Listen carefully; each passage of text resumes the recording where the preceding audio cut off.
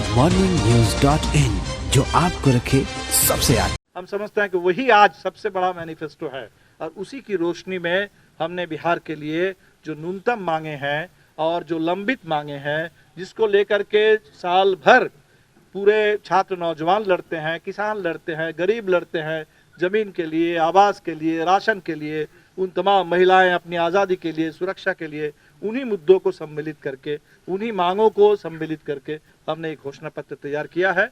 और इसी घोषणा पत्र के साथ हम चुनाव मैदान में हैं और हमने कोशिश की, जैसे हमने पहले भी कहा, कि जो 19 सीटें हमें मिली है, हमने इस तरह से उम्मीदवारों का भी चयन किया है ताकि जो बिहार का एजेंडा है वो रिफ्लेक्ट हो। कल मैं पालीगंज में हम थे, कविता जी भी थी, राजा राम जी भी साथ में थे, और हमने देखा कि साथी संदीप सौरभ जो इस समय सिर्फ आइसा के नेता नहीं हैं, जेएनयू के पूर्व महासचिव नहीं है, बल्कि पूरे देश में शिक्षा रोजगार को लेकर के जो एक नया युवा उभार जो शुरू हुआ है, तानाशाही के खिलाफ जो नया 74 इस समय करवट ले रहा है इस देश में, उसके नेता है। भगत सिंह अंबेडकर के रास्ते पर हिंदुस्तान को ले चलना चाहते हैं। और हमने देखा कि अभी ज़्यादा समय नहीं हुआ, अभी 1 महीना भी पूरा नहीं हुआ, संदीप जी वहाँ कैंपेन कर रहे हैं, लेकिन पूरे पालीगंज में नौजवानों की क्या ज़बरदस्त उम्मीद जगी है।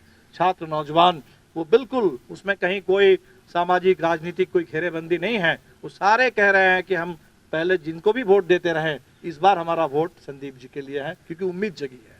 तो हमने ये कोशिश की, हमारे उम्मीदवारों में भी जो खेत मजदूरों के लिए लड़ने वाले साथी हैं, किसानों के लिए लड़ने वाले साथी हैं, स्कीम वर्कर्स के लिए लड़ने वाली, महिलाओं के लिए लड़ने वाले, इस देश बिहार के अंदर रोजगार के लिए, शिक्षा के लिए, इंसाफ के लिए लड़ने वाले साथी, उन साथियों को एक 19 सीटों में जहाँ तक संभव था हमने कोशिश की कि एक प्रमुखता मिले इस एजेंडे को, और इसी एजेंडे को लेकर के हम लोग आगे बढ़ेंगे। और इस समय नीतीश कुमार जी, उनके पास कोई एजेंडा अब रह नहीं गया। हमने देखा कि नारा दे दिया तरक्की दिखती है। उस दिन हम जा रहे थे डुमराव पटना से, और तरक्की देखते हुए 5 घंटे में पटना से हम डुमराव पहुँचे। कहाँ सड़क कहाँ चली गई। फिर लगता है कि 15 साल पीछे जहाँ से बात शुरू हुई थी कि बिहार में सड़क ठीक से बनेगी, वो नहीं है। आज सड़क टूट रही है, आज पुल पुलिया जहाँ भी बनता है उद्घाटन के साथ साथ एक तरह से खत्म हो जाता है। भ्रष्टाचार चरम पर चला गया। आज नीतीश कुमार जी वोट मांग रहे हैं अपने अनुभव पर, और ये बात हमें समझ में नहीं आती कि हमारे नरेंद्र मोदी जी जो कल तक नारा दे रहे थे डेमोग्राफिक डिविडेंड, कि देश नौजवानों का है, हिंदुस्तान की खासियत है कि हमारे देश में इतनी बड़ी आबादी नौजवानों की है।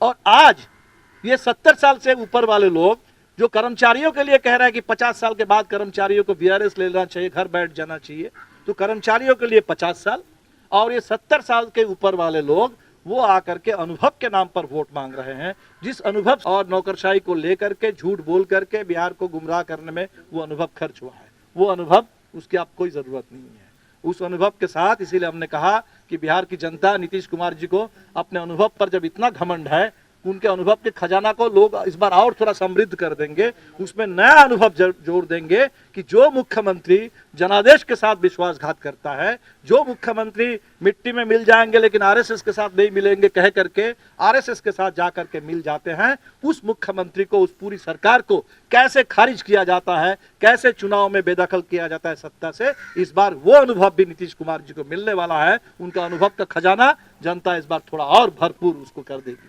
तो इसलिए इस बार का चुनाव, ये बिल्कुल इनके पास कोई एजेंडा नहीं है, पुरानी बातें दोहरा रहे हैं, पुरानी बातें कह रहे हैं, लोगों को पुरानी बातों कह करके डराने की कोशिश कर रहे हैं, जबकि लोग ये डरे हुए हैं वर्तमान से।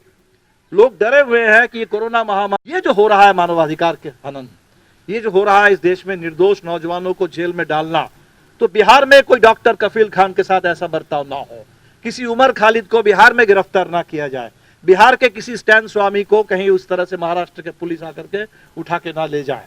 तो बिहार में मानवाधिकार की गारंटी हो, विच हंट पर बिल्कुल रोक लगे, और हम उम्मीद करते हैं कि आने वाले दिन में सरकार बदलेगी, और बदली हुई स्थिति में बदली हुई सरकार मानवाधिकार को लेकर के, विकास को लेकर के, क्योंकि अगर लोकतंत्र नहीं है तब विकास बेमानी है, अगर संविधान नहीं लागू हो रहा है तब विकास का कोई मतलब नहीं है, अगर शिक्षा नहीं है, रोजगार नहीं है, स्वास्थ्य नहीं है, भूमि सुधार नहीं है, तो विकास बिल्कुल एक तरह से वो बस आप कहिए तो अधूरा है और कुछ भी नहीं है, सतही है।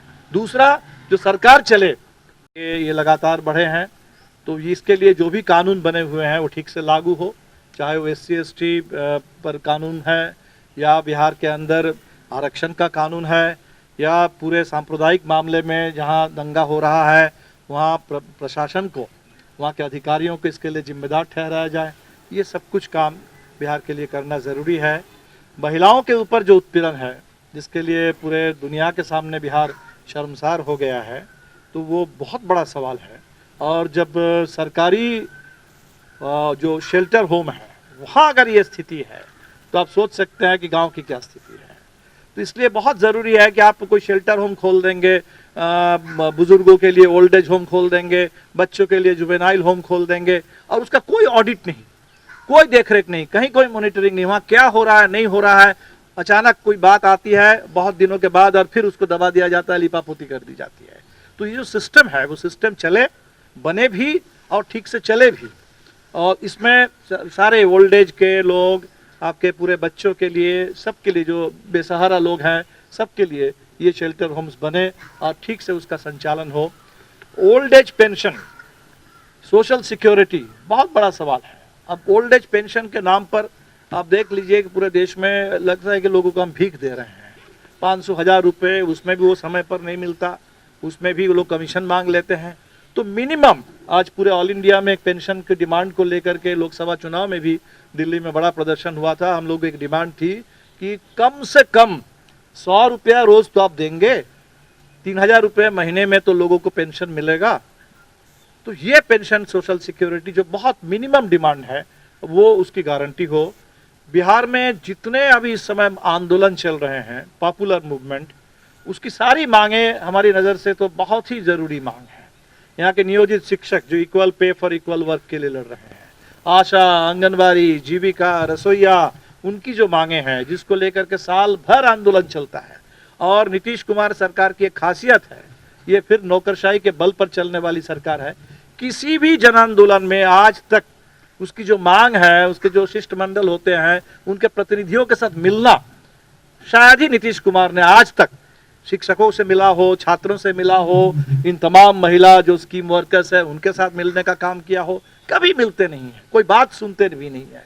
तो एक सरकार जिसको कोई लेना देना जिसका नहीं है लोगों से, उनकी मांगों से, उनके आंदोलनों से, तो ये तो बिल्कुल बदलना होगा। एक ऐसी सरकार हो जो केयर करे, जो सुने, सबकी बात सुने और उसमें उस दिशा में कदम बढ़ाए ताकि ये सारी मांगे जो बिल्कुल बहुत लंबित मांगे हैं, बेहद ज़रूरी मांगे हैं, उसको धीरे धीरे हम पूरा करने की दिशा में बढ़ें।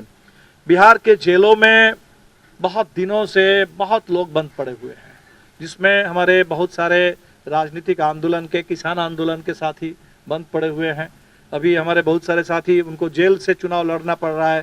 साथी अमरजीत कुशवाहा को पिछले बार नॉमिनेशन के समय फर्जी मुकदमे में जेल गए और 5 साल जेल में बिता करके अभी जेल से चुनाव लड़ रहे हैं। और पूरी दुनिया को पता है फर्जी मुकदमा है, पूरी दुनिया को ये मालूम था कि टाडा में, इस देश में कोई आतंकवादी तो शायद ही गिरफ्तार हुए हैं, किसी आतंकवादी को शायद ही सजा मिली हो टाडा में, लेकिन भाकपा माले के 14 किसान नेता, खेत मजदूरों के नेता, समाज में विकास के लिए, अमन चैन के लिए, इंसाफ के लिए लड़ने वाले, आवाज़ बुलंद करने वाले, वो वर्षों से जेल में पड़े हुए हैं बिहार के।